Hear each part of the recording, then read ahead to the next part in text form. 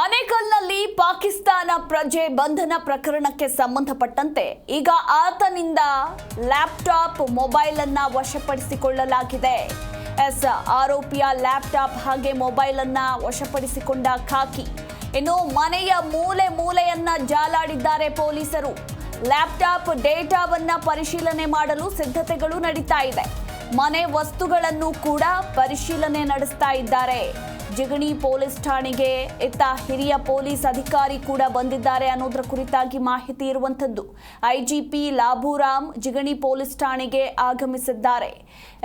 ಆನೇಕಲ್ನಲ್ಲಿ ಪಾಕಿಸ್ತಾನ ಪ್ರಜೆ ಬಂಧನ ಪ್ರಕರಣಕ್ಕೆ ಸಂಬಂಧಪಟ್ಟಂತೆ ಈಗ ಒಂದಷ್ಟು ಅಪ್ಡೇಟ್ ಕೂಡ ಸಿಕ್ಕಿರುವಂತದ್ದು.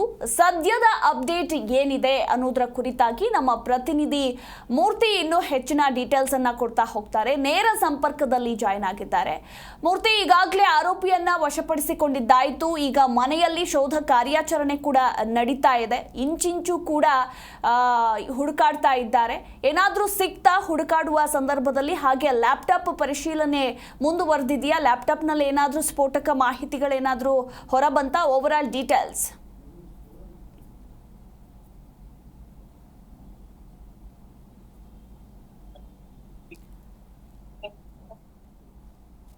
ಹಲೋ ಮೂರ್ತಿ, ನನ್ನ ಧ್ವನಿ ಕೇಳಿಸ್ತಿದ್ಯಾ? ಕೇಳಿಸ್ತಿದೆ. ಓವರ್ ಟು ಯು ಮೂರ್ತಿ.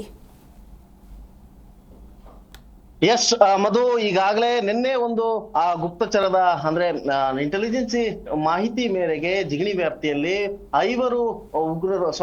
ಐವರು ಪಾಕಿಸ್ತಾನಿ ಪ್ರಜೆಗಳು ವಾಸ ಆಗಿರ್ತಾರೆ ಅಂತ ಹೇಳಿ ಒಂದು ಖಚಿತ ಮಾಹಿತಿ ಮೇರೆಗೆ ಜಿಗಣಿ ಪೊಲೀಸ್ ಠಾಣೆಯವರು ನಿನ್ನೆ ಒಂದು ಜಿಗಣಿ ವ್ಯಾಪ್ತಿಯ ಮಾಸ್ತೇನಹಳ್ಳಿ ಇರ್ತಕ್ಕಂತಹ ಒಂದು ಅಪಾರ್ಟ್ಮೆಂಟ್ ನಲ್ಲಿ ವಾಸ ಇದ್ದಂತಹ ಓರ್ವ ಪಾಕಿಸ್ತಾನಿ ಪ್ರಜೆ ಸೇರಿದಂತೆ ಒಟ್ಟು 4 ಜನರನ್ನ ಬಂಧಿಸಿರ್ತಕ್ಕಂಥದ್ದು. ಈಗಾಗಲೇ ನಿನ್ನೆ ರಾತ್ರಿನೇ 10 ಗಂಟೆ ಸುಮಾರಿಗೆ ಬಂಧಿಸಿದಂತಹ ಜಿಗಣಿ ಪೊಲೀಸರು ಈಗಾಗಲೇ ಅವರನ್ನ ಪೊಲೀಸ್ ಠಾಣೆಯಲ್ಲಿ ಕೂರಿಸಿ ಎಲ್ಲವೂ ಕೂಡ ತನಿಖೆಯನ್ನ ಮಾಡ್ತಾ ಇರ್ತಕ್ಕಂಥದ್ದು. ಈ ಪಾಕಿಸ್ತಾನಿ ಪ್ರಜೆ ಯಾರಿರ್ತಾನೆ, ಈತ ಒಂದು 2014ರಲ್ಲಿ ಒಂದು ಬಾಂಗ್ಲಾದೇಶಕ್ಕೆ ಬರ್ತಾನೆ. 2014ರಲ್ಲಿ ಒಂದು ಫೇಕ್ ಪಾಸ್ಪೋರ್ಟ್ ಮೂಲಕ ದೆಹಲಿಗೆ ಬರ್ತಾನೆ, ಭಾರತಕ್ಕೆ ಎಂಟ್ರಿ ಆಗ್ತಾನೆ. ಇದಾದ ನಂತರ ಬಾಂಗ್ಲಾದೇಶಕ್ಕೆ ಎಂಟ್ರಿ ಆಗ್ತಾನೆ. 2016ರಲ್ಲಿ ಬಾಂಗ್ಲಾದೇಶದಲ್ಲಿ ಢಾಕಾದಲ್ಲಿ ವಾಸ ಇರ್ತಾನೆ. ಇದೇ ವೇಳೆಯಲ್ಲಿ ಒಂದು ಆನ್ಲೈನ್ ಮುಖಾಂತರ ಪರಿಚಯ ಆದಂತಹ ಒಂದು ಮಹಿಳೆಯನ್ನು ಕೂಡ ಮದುವೆ ಆಗ್ತಾನೆ. ಇದಾದ ನಂತರ 2018ರಲ್ಲಿ ಡೆಲ್ಲಿ ಅಂದ್ರೆ ಈ ಒಂದು ಮಹಿಳೆ ಈ ಒಂದು ಯುವತಿಯ ಸಹಕಾರದೊಂದಿಗೆ ಡೆಲ್ಲಿಗೆ ಬರ್ತಾನೆ. ಡೆಲ್ಲಿಗೆ ಬಂದಂತಹ ಈತ ಅಲ್ಲೇ ಮದುವೆ ಆಗಿ ಅಲ್ಲೇ ಎಲ್ಲಾ ದಾಖಲೆಗಳನ್ನು ಅಂದ್ರೆ ಒಂದು ಆಧಾರ್ ಕಾರ್ಡ್ ಆಗಿರ್ಬೋದು, ಲೈಸೆನ್ಸ್ ಆಗಿರ್ಬೋದು, ಮತ್ತೆ ಎಲ್ಲಾ ದಾಖಲೆಗಳನ್ನು ಕೂಡ ಫೇಕ್ ದಾಖಲೆಗಳನ್ನ ಸೃಷ್ಟಿ ಮಾಡಿಕೊಂಡು ಇಲ್ಲಿ ಈತ 2018ರಲ್ಲಿ ಬೆಂಗಳೂರಿಗೆ ಕಾಲಿಟ್ಟತಕ್ಕಂಥದ್ದು. 2018ರಲ್ಲಿ ಬೆಂಗಳೂರಿಗೆ ಕಾಲಿಟ್ಟಂತಹ ಈತ ಪಾಕಿಸ್ತಾನಿ ಪ್ರಜೆ ಇದ್ದಾನೆ. ಈತ ಅದಾದ ನಂತರ ಆತನ ಸ್ನೇಹಿತನ ಮೂಲಕ ಅಂದ್ರೆ ಇವರು ಒಟ್ಟು 5 ಜನ ಭಾರತಕ್ಕೆ ಬರ್ತಕ್ಕಂಥದ್ದು. ಬಾಂಗ್ಲಾದೇಶದ ಮೂಲಕ ಭಾರತಕ್ಕೆ ಬಂದಂತಹ ಈ ಒಂದು 5 ಜನರಲ್ಲಿ ಇಲ್ಲಿ 2 ಉಳ್ಕೊಳ್ತಾರೆ, ಇನ್ನು ಉಳಿದವರು 3 ಕೂಡ ವಾಪಸ್ ಆಗ್ತಾರೆ ಅನ್ನೋ ಕೂಡ ಮಾಹಿತಿ ಇರ್ತಕ್ಕಂಥದ್ದು. ಅದಾದ ನಂತರ ಢಾಕಾದಲ್ಲಿ ಯುವತಿಯನ್ನು ಮದುವೆ ಆದಂತಹ ಈತ 2018ರಲ್ಲಿ ಬೆಂಗಳೂರಿಗೆ ಬರ್ತಾನೆ. ಬೆಂಗಳೂರಿಗೆ ಬಂದಂತ ಈತ 2018ರಲ್ಲಿ ಜಿಗಣಿ ಬಳಿ ಇರ್ತಕ್ಕಂಥ ಒಂದು ಅಪಾರ್ಟ್ಮೆಂಟ್ ನಲ್ಲಿ ವಾಸ ಆಗಿರ್ತಕ್ಕಂಥದ್ದು. ಮತ್ತೆ ಜಿಗಣಿ ಪ್ರದೇಶದಲ್ಲಿ ಕೈಗಾರಿಕಾ ಕಾರ್ಖಾನೆಗಳು ಜಾಸ್ತಿ ಇರೋದ್ರಿಂದ ಈ ಒಂದು ಕಾರ್ಖಾನೆಯಲ್ಲಿ ಒಬ್ಬ ಸೆಕ್ಯೂರಿಟಿ ಗಾರ್ಡ್ ಆಗಿ ಕೂಡ ಈತ ಒಂದು ಸೇರ್ಕೊಂಡು ಕೆಲಸ ಮಾಡ್ತಾ ಇರ್ತಕ್ಕಂಥದ್ದು. ಹೀಗಾಗಿ ಈ ಹಿಂದೆ ಕೂಡ ಒಂದು 4 ದಿನಗಳಿಂದ ಕೂಡ ಅಸ್ಸಾಂ ಪೊಲೀಸರು ಇದೇ ಜಿಗಣಿ ವ್ಯಾಪ್ತಿಯಲ್ಲಿ ಸೆಕ್ಯೂರಿಟಿ ಕೆಲಸ ಮಾಡ್ತಿದ್ದಂತಹ ಒಂದು ಶಂಕಿತ ಶಂಕಿತ ಉಗ್ರನನ್ನು ಕೂಡ ಬಂಧಿಸಿ ಒಂದು ಕರ್ಕೊಂಡೋಗಿರ್ತಾರೆ. ಇದು ಬೆನ್ನಲ್ಲೇ ಕೂಡ ಈಗ ಪಾಕಿಸ್ತಾನಿ ಪ್ರಜೆ ಸಿಕ್ಕಿ ಬಿದ್ದಿರ್ತಕ್ಕಂಥದ್ದು. ಹೀಗಾಗಿ ಈತ 2018ರಲ್ಲಿ ಬೆಂಗಳೂರಿಗೆ ಬಂದಂತ ಈತ ಒಂದು ಅದೇ ಈ ಹಿಂದೆ ಉಗ್ರರನ್ನ ಯಾವ ಫ್ಯಾಕ್ಟ್ರಿಲಿ ಕೆಲಸ ಮಾಡ್ತಿದ್ದ ಆ ಉಗ್ರ ಆ ಕಂಪನಿ ಪಕ್ಕದಲ್ಲೇನೆ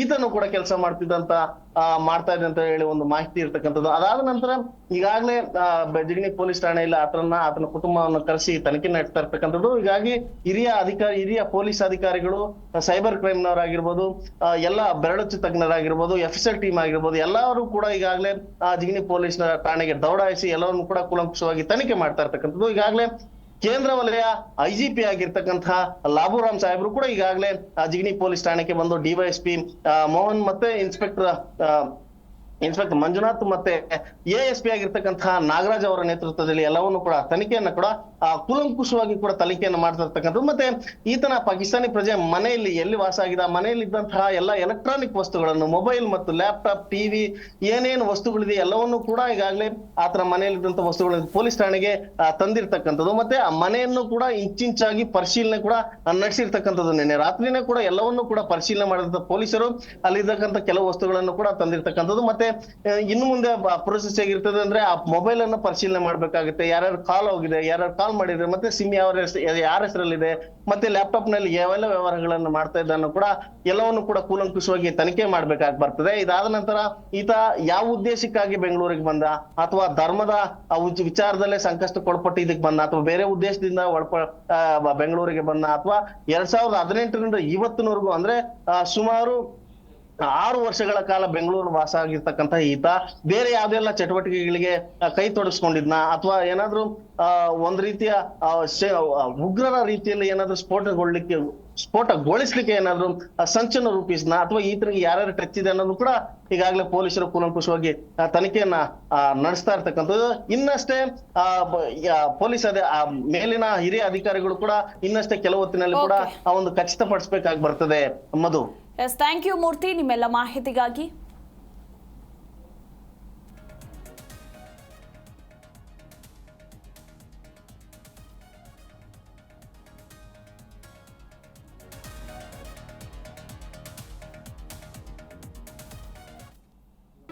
ಜಿ ಕನ್ನಡ ನ್ಯೂಸ್ ಈಗ ನಿಮ್ಮ ಮನೆಯಲ್ಲೇ ನೋಡಿ. ಎಲ್ಲ ಕೇಬಲ್ಗಳಲ್ಲಿ ಈಗ ಲಭ್ಯ.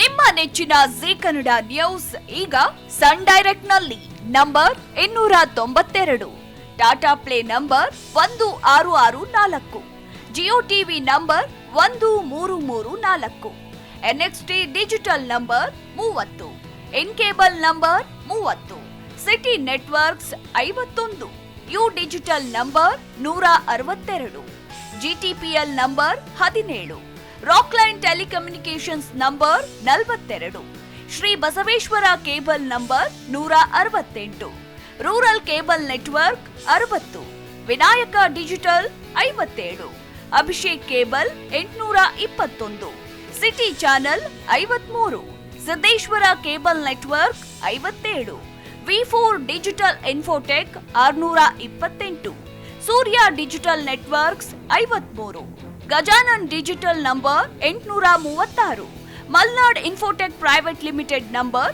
56, Metrocast number 830, Victory Digital number 167ರಲ್ಲಿ ನೋಡಿ ಆನಂದಿಸಿ.